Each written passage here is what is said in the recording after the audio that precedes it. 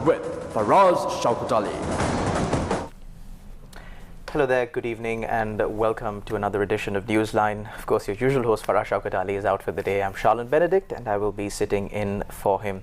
Of course, we're starting this program following some very sad news coming in from Nuwara, where a bus carrying school students from Colombo has met with an accident.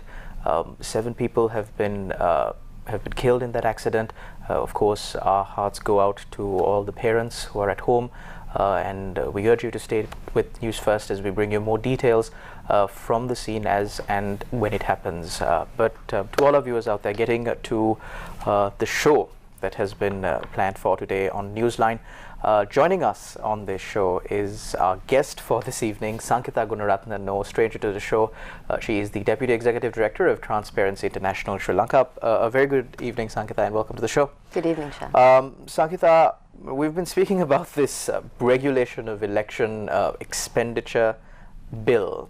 It's still a bill. The Speaker hasn't signed it, so it's still a bill. There has been much discussion around this, and it's to me, at least, as a Sri Lankan citizen, it's kind of weird because, well, Parliament of Sri Lanka, or politicians in Sri Lanka, don't like things that restrict them. They want, unfettered immunity, unfettered powers.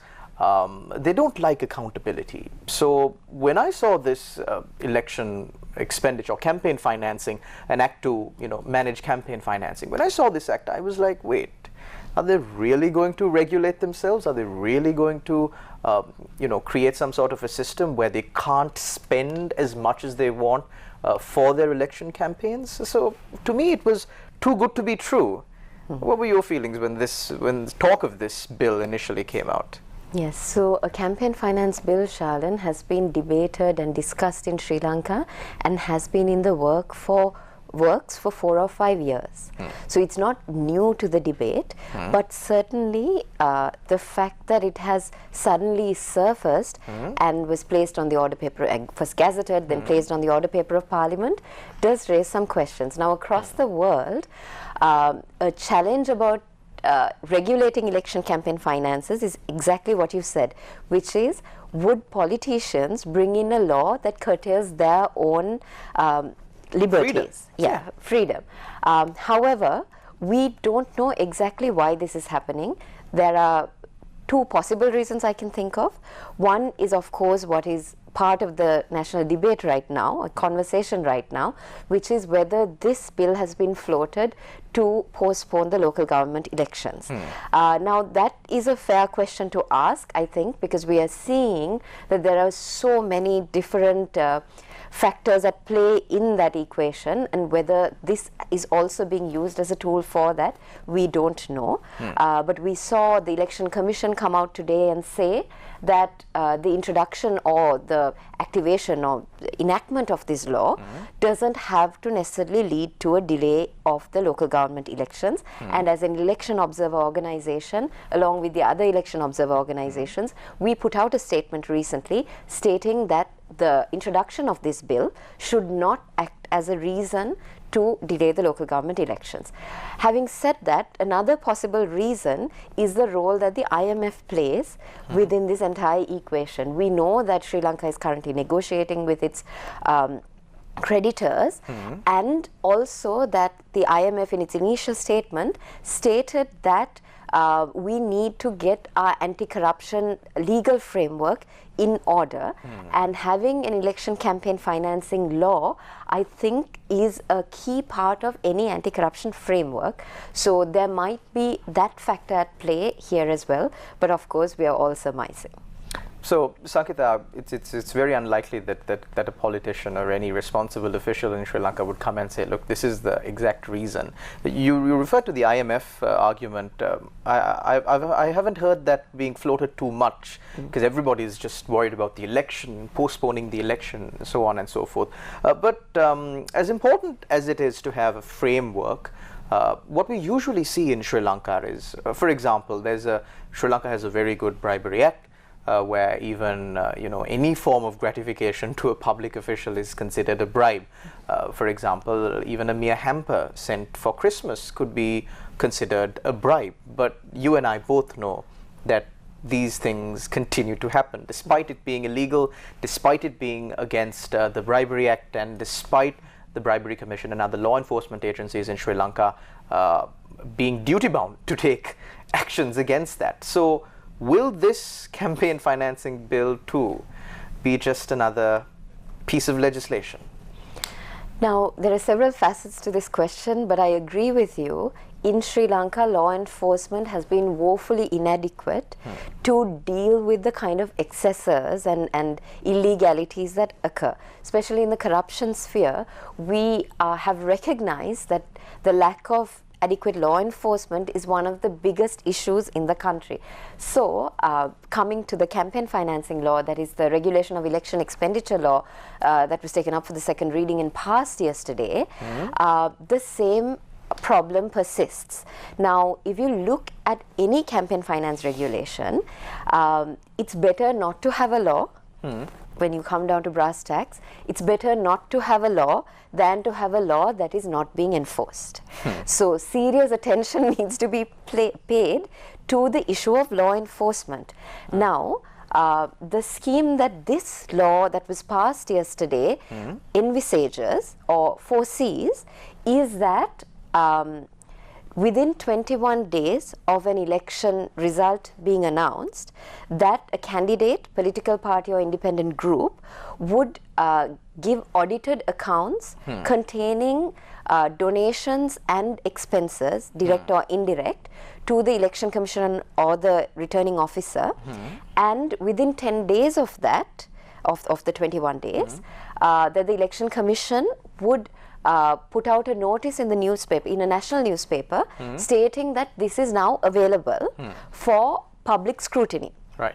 And then upon a payment of a fee to be specified, the public can go and take a look at these accounts. Now, how effective a system is that? Right. Now, contrast that with the kind of system we could have had, which is to require these things, these audited accounts, to be digitally submitted to the election commission or some central authority, and for it to be made immediately publicly available for scrutiny. On a website.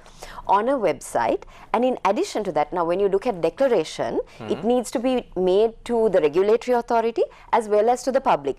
One is because the regulatory authority of course needs to have access, but given our context of inadequate law enforcement, we want to add that additional layer of citizen monitoring. Right? So that's why this should have been done through digital means. And of course, if you look at even the asset declaration system we're proposing, what we should have had, especially in this day and age, is a system that would allow you to identify red flags, allow you to verify, allow you to cross-check against other databases. So none of that is now possible through this seemingly archaic system that has been proposed, that also in a sense shifts the burden again onto the citizen to be an active citizen, to request access to these, to pay for it, to request access to these records, access them, and then possibly take action, make an election petition within the time stipulated in those relevant election laws. So that part of the system is inadequate, and then you add to that the fact that this version of the law that was passed doesn't require a candidate party or independent group to create a special account through which all donations and expenses need to happen. So you could have a person's personal finances mixed up with their election expenses or contributions. That leads to, of course, a really grey space within which enforcement becomes really, really difficult. How do you identify? How do you identify? How do you distinguish? So that's the problem we're now left with in terms of law enforcement in relation to this election expenditure law. But Sankita, we haven't really seen the final, real act come out yet. It's just the bill that was proposed. There were committee stage amendments made. Do you think during the committee stage these massive amendments could have been brought in, or is it? So, thank you for bringing that up, Sharlan. What I have had access to so far is the Supreme Court's determination where this bill was challenged within 7 days of the bill being placed on the order paper of Parliament. Mr. D.M. Dissanayake, as the petitioner in his personal capacity, challenged this bill, bringing it to the attention of Supreme Court that certain provisions of this bill may be unconstitutional, pursuant to which the Supreme Court actually held that certain provisions were unconstitutional and proposed certain changes.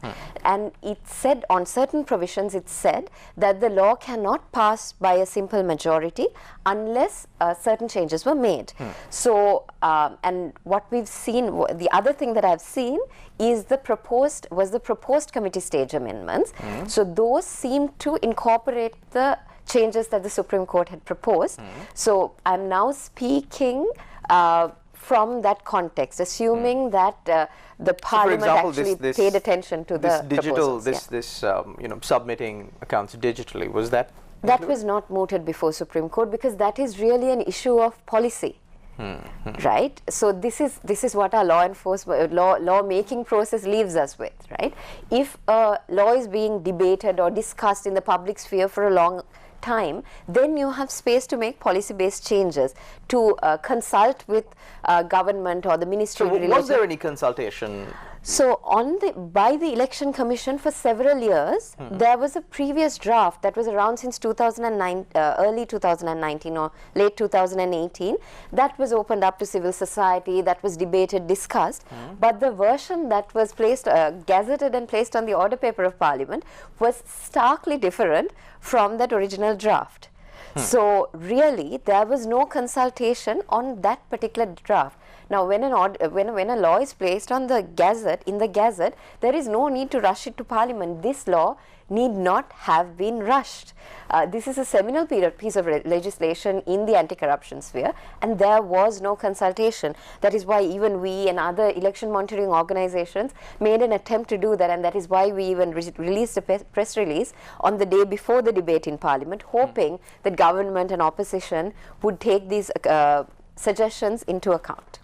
Sangeeta, are you implying at least that the Parliament is knowingly, willfully making faulty laws so that they can, creep through the loopholes when it comes into enforcement? One does not know. I would not presume to respond, but certainly we have a larger problem of how laws are made in Sri Lanka, and we know the same ministry that is consulting with us on the anti-corruption bill has pushed this forward without consultation. So we don't really know what political interests are at play. If you look at what happened on the 17th, this was placed on the agenda for the 19th. On the 17th afternoon, there was a meeting of the consultative committee, ministerial consultative committee, after which we were told, or the news said, that this was going to be postponed for a month. The Minister of Justice announced The Minister of Justice announced that it would be delayed for 1 month. That would have left some space for debate because this version of the bill was then available, accessible. But then by the next day, there was again a party leaders meeting, including the President and the Prime Minister, and then it was decided boycotted by opposition parties. And it was decided to take it up on the 19th, leaving very little leeway for any citizen to actually make suggestions based on policy. Now, a question that is often asked of civil society and of the citizens is, if you had an issue with this bill, why did you not challenge it in Supreme Court? Now, that is a loaded question and a loaded response to have, because when you go to Supreme Court, you have to argue the case based on whether the bill or the provisions of the bill are constitutional or not, not on the basis of policy, like on the issue of whether this should be digitally monitored, right? So it leaves you in this very narrow space. And secondly, you are assuming that petitioners and citizens and civil society have access to unrestricted lawyers and financiers and time to be able to go to court within 14 days.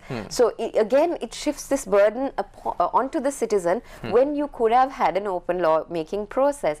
Now, we know under the Right to Information law as well, it defines information as including draft laws, which means that by policy, I mean, it's showing us that citizens should have access to draft laws and be able to contribute to that. Why are our lawmakers keeping us out of the loop? This is, and knowing full well that there have been people who have been working on this for years on end, and at the last moment the process is subverted.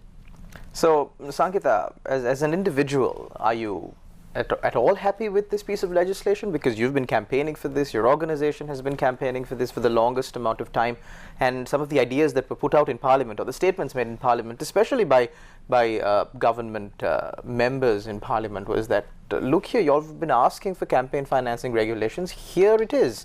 Here we've brought it. Why are you complaining now? So, are you content? I think that's a fair question to ask, and I think having having election campaign financing regulation is really important.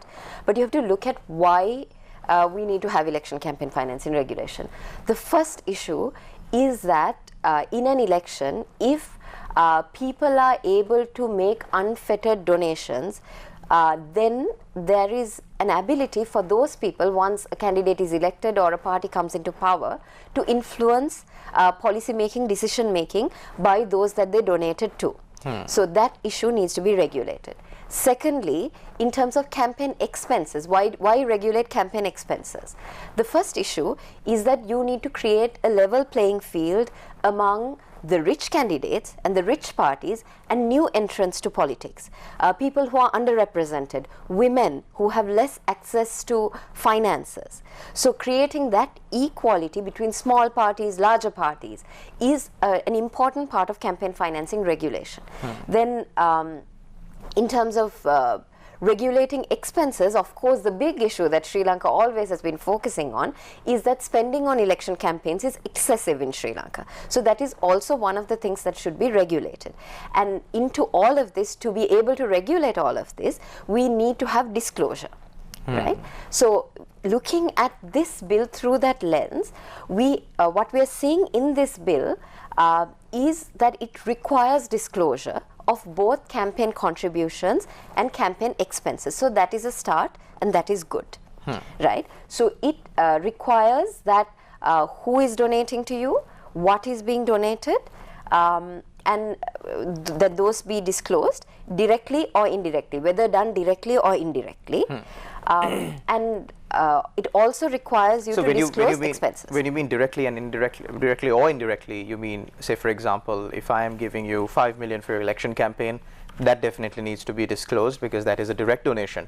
But also, if I'm allowing you to use a hall that I own for free, that too needs to be disclosed. Am I correct? Absolutely, absolutely. Right. That's how we can read the interpretation of a donation or contribution in the proposed, in the bill. Until it is enacted. Of course, it's been passed in Parliament. But further regulations need to be made on these matters, specifying certain things by the Elections Commission. Yes. However, you don't find a limit on contributions. In this law, there is no limit on contributions. Isn't that the job of the Elections Commission to issue it under regulations? No, this law doesn't provide for the Election Commission to make a limit on contributions or donations. So then what can they do with their regulations? What they can do is to designate an authorized amount for each election in consultation with the candidates or parties that are going up for election in that particular election round. So campaign contributions are not restricted to a certain amount, but campaign expenses are restricted to an authorized amount that will be designated by the Election Commission in consultation with the parties or candidates. But one good thing that it does do, that this bill does do, is that it bans contributions from certain sources. So, for example, a foreign government, an international organization, or a body incorporated or registered outside of Sri Lanka cannot donate money to an election campaign, candidate, party, or independent group. That is a good thing about this law. But you don't find a ban on, for example, you don't find a ban on entities that are contracting with the state to make a donation. So these are things that could have been improved about this law. So that's on the point of donations. And on expenses, now it still leaves the decision about what this authorized amount is, the expense limit is, to the Election Commission in consultation with the parties, the candidates.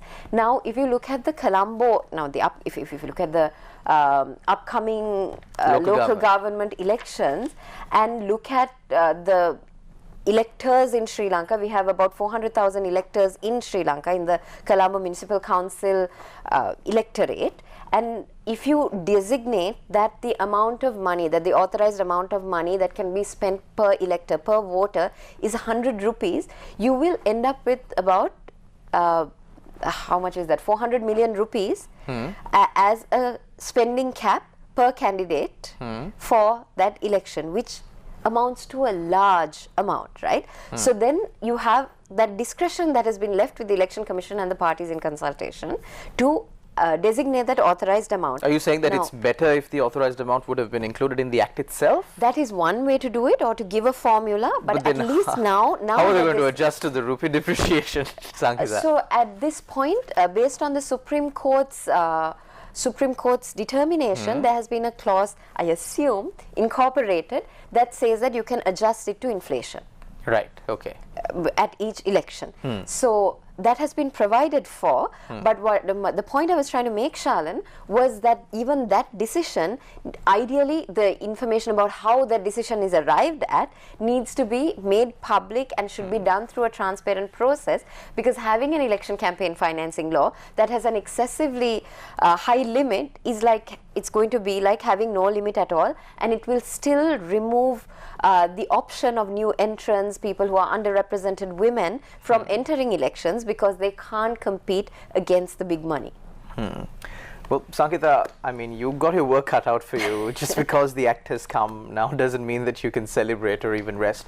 As a member of the civil society, and of course as a member of the general public also, it is important for us to hold our politicians accountable. I think we're all suffering the consequences of not holding them accountable for the past 7 decades or even more. And we definitely do not want this to roll over into future generations. We're all looking for a way out of this economic crisis. We're looking for a brand new start here in Sri Lanka, and laws like this, of course, will help us, at least to a certain degree, to hold our politicians accountable. Thank you very much, Sankita, for coming on this show. A special thanks to you, of course, for sacrificing your time with a very good friend of yours who's come down from overseas just to educate the general public, of course, on these matters. And we hope and pray that you'd come on our show again, because these matters will not be put to rest just because a simple law has been passed. There is more that needs to be done, and we, as the general public, and of course as a responsible media organization, will push for what is best in the public interest. Thank you very much to all our viewers out there for tuning in. Once again, from the Newsline team, we will see you again, same time, same place on Monday. Until we meet again, take care and God bless.